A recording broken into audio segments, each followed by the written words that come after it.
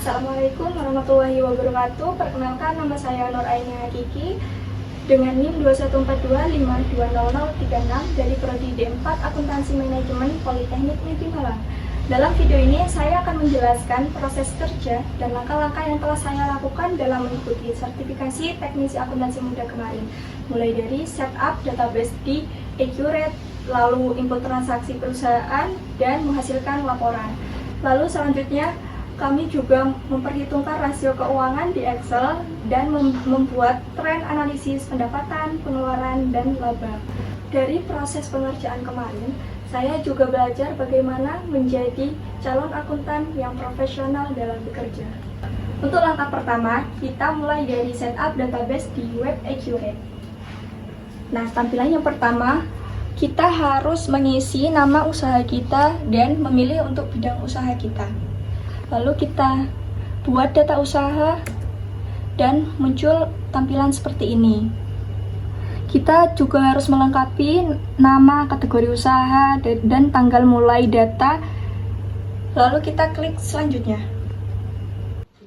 Setelah data usaha kita tersimpan dan ada di database Accurate, kita harus melakukan pengaturan di web Accurate dengan tampilan seperti ini. Jadi menu yang pertama kita pilih adalah pengaturan dan pilih preferensi.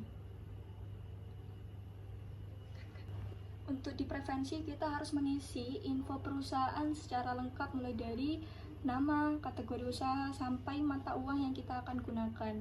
Lalu isi bagian alamat dengan lengkap. Selanjutnya kita ke menu fitur. Nah, di sini kita bisa menyesuaikan dengan soal. Di sini ada menu perusahaan yang harus kita centang beberapa dan menu penjualan. Kita sesuaikan dengan soal bagaimana pengaturannya. Selanjutnya ada menu pembelian dan menu persediaan. Lalu kita ke menu fitur. Di situ ada menu perusahaan, di mana kita bisa menyesuaikan bagaimana kasus kita. Dan selanjutnya kita ke menu penjualan, ke menu pembelian, dan persediaan. Jika sudah kita atur, maka kita bisa lanjut untuk mengimpor data akun, data barang, data pemasok, dan data pelanggan. Terus selanjutnya kita ke menu fitur untuk mengatur fitur dasar dari perusahaan. Lalu fitur dari penjualan kita bisa sesuaikan dengan kasus. Lalu kita ada menu pembelian dan menu persediaan. Setelah kita mengatur data perusahaan di pengaturan preferensi ini, kita bisa lanjut untuk mengimpor data akun dari akun barang, akun pemasok, akun pelanggan, dan nama akun. Terus selanjutnya kita ke menu fitur. Di situ ada fitur dasar untuk perusahaan. Kita bisa menyesuaikan dari kasus pengaturannya. Lalu kita ke menu penjualan, lalu bisa mengatur menu pembelian dan persediaan. Setelah kita mengatur semua data usaha, kita bisa lanjut untuk mengimpor nama akun, mengimpor nama barang, nama pemasok, dan nama pelanggan. Untuk setup data awal perusahaan, dalam mengisi nama akun, nama barang, dan nama pemasok dan pelanggan, kita memiliki 3 cara. Yang pertama, kita bisa mengikuti data dari Accurate sendiri, jadi akan dibuatkan oleh web Accurate. Lalu yang kedua, kita bisa set manual di Accurate-nya sendiri, dan yang terakhir kita bisa langsung import dari Excel. Di sini saya akan menjelaskan bagaimana kita import data dari Excel langsung. Jadi untuk yang pertama ada nama daftar akun ya. Kita cara mengimpornya itu kita ke menu buku besar di sini, lalu pilih menu akun perkiraan. Nah, di sini tampilannya seperti ini ya. Lalu jika kita ingin mengimpor dari Excel, kita pilih fitur impor data di sebelah kanan atas. Lalu kita bisa impor dari Excel. Nah, tampilannya seperti ini. Kita bisa langsung pilih ya, pilih file Excel di sini dengan data yang kita punya. Nah, jika sudah, maka tampilannya akan seperti ini. Ini adalah data yang sudah saya impor dari Excel kemarin. Nah, untuk setup awal itu aslinya ini kemarin itu kosong, jadi kita bisa memilih ya. Untuk input manual tuh kita bisa pilih menu tanda salah. Jadi untuk mengimpor data itu tampilannya seperti ini. Jika kita memilih untuk mengimpor secara manual, kita bisa menambahkan di fitur tanda tambah ini. Lalu untuk mengimpor dari Excel langsung, kita bisa memilih untuk mengeklik impor data dari Excel. Nah, tampilannya seperti ini.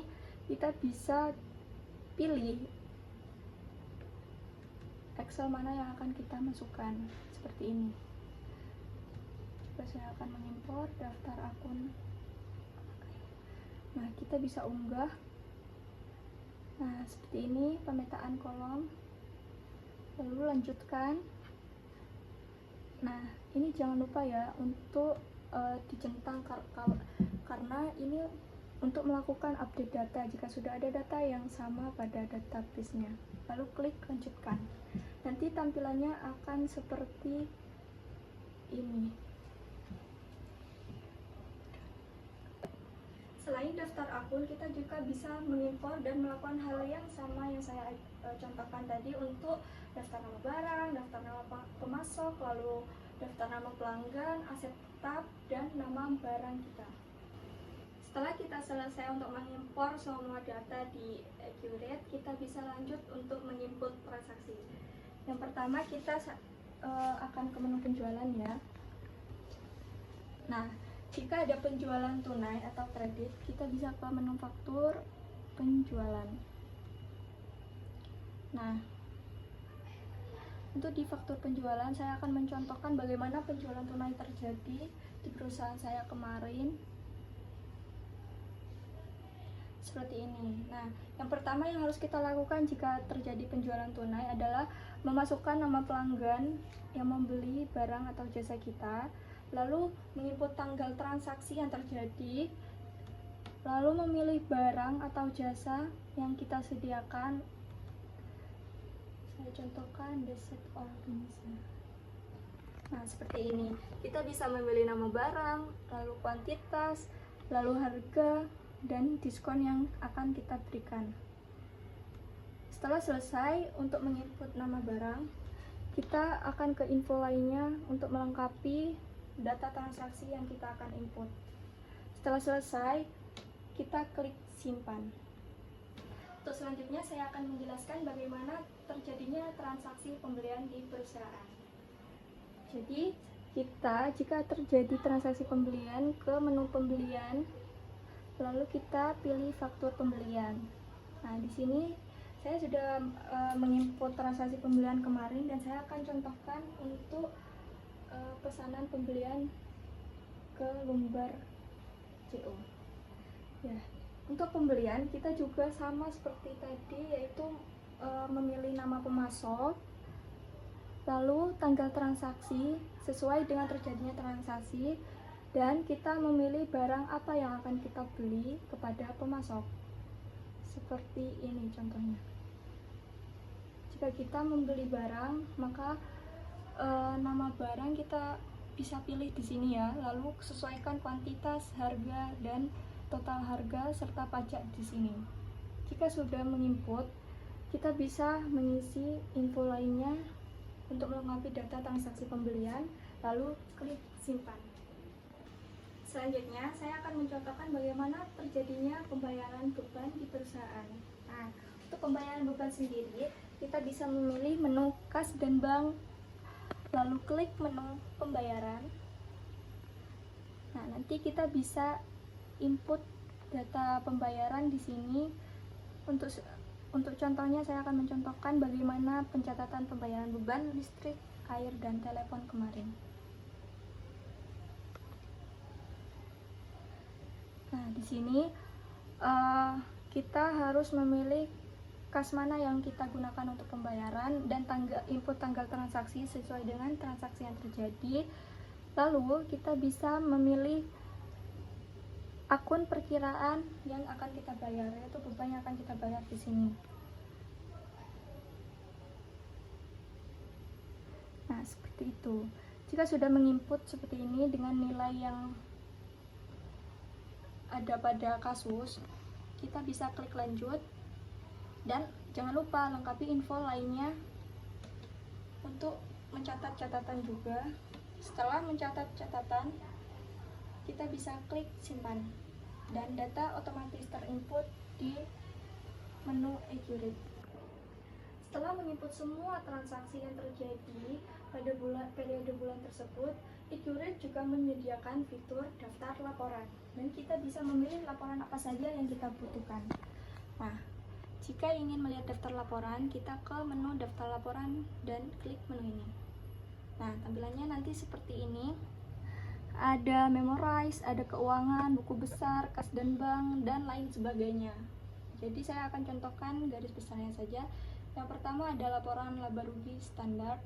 Nah, nanti tampilannya seperti ini sampai menunjukkan laba bersih perusahaan pada periode tersebut. Lalu selanjutnya ada neraca standar dengan tampilan seperti ini.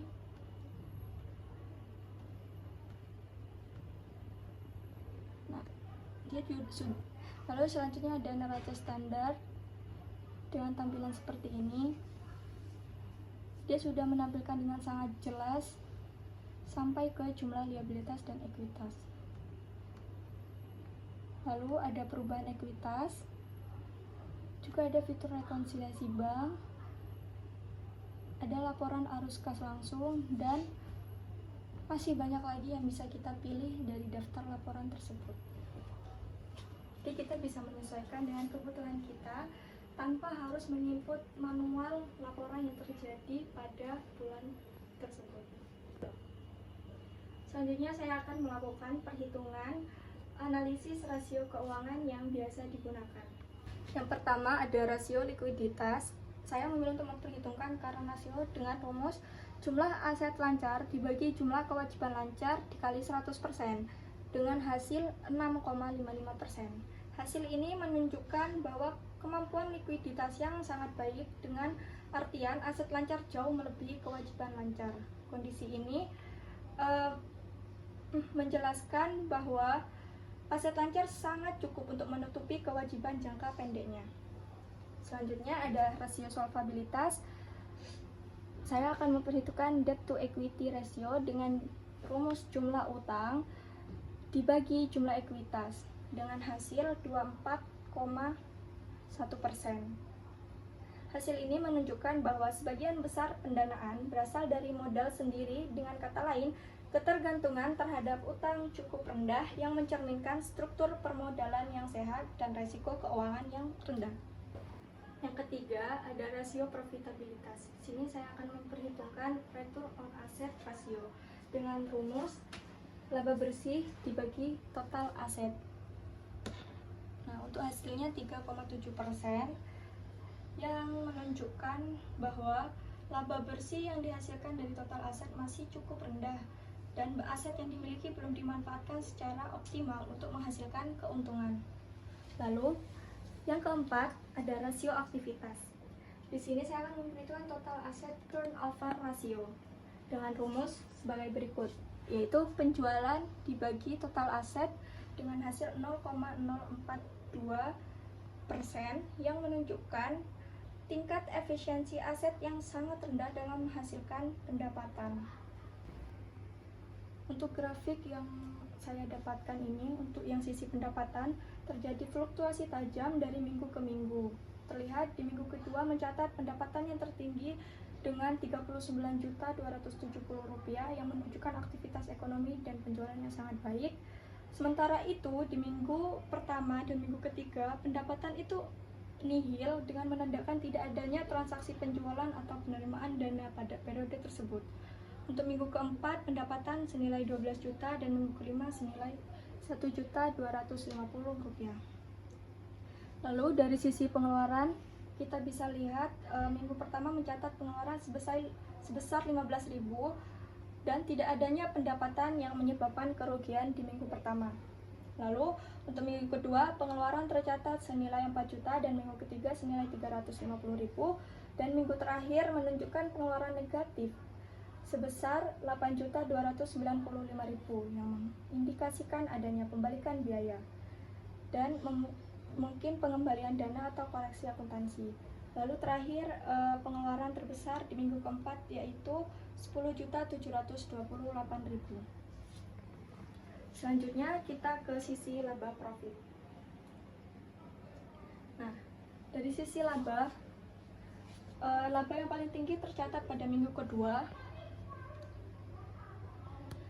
sebesar 35.270.000 dengan konsisten pendapatan tertinggi dan pengeluaran yang rendah. Kerugian terjadi di minggu pertama dan minggu ketiga karena tidak adanya pendapatan namun terdapat pengeluaran. Dan minggu terakhir laba sebesar 9.545.000 yang berasal dari pendapatan 1.250.000 dan pengeluaran negatif sehingga menciptakan surplus yang sangat besar. Dari hasil analisis tersebut, bisa dilihat bahwa kondisi keuangan mingguan memiliki performa yang tidak konsisten dengan pendapatan yang tidak merata dan beberapa minggu terjadi kerugian. Namun, entitas tetap memiliki likuiditas yang tinggi yang berarti dapat memenuhi kewajiban jangka pendek dan memiliki struktur keuangan yang sehat dengan penggunaan utang yang sangat rendah. Untuk itu, rekomendasi yang dapat diberikan adalah antara lain meningkatkan efisiensi penggunaan aset dan mengoptimalkan strategi pemasaran dan penjualan serta mengendalikan pengeluaran secara lebih ketat agar laba dapat lebih konsisten didapat tiap minggunya. Baik, itulah proses-proses kerja yang telah saya lakukan. Dengan mengikuti rangkaian sertifikasi ini, saya merasa lebih siap untuk terjun ke dunia kerja untuk menjadi teknisi akuntansi muda yang lebih profesional lagi. Terima kasih sebelumnya. Wassalamualaikum warahmatullahi wabarakatuh.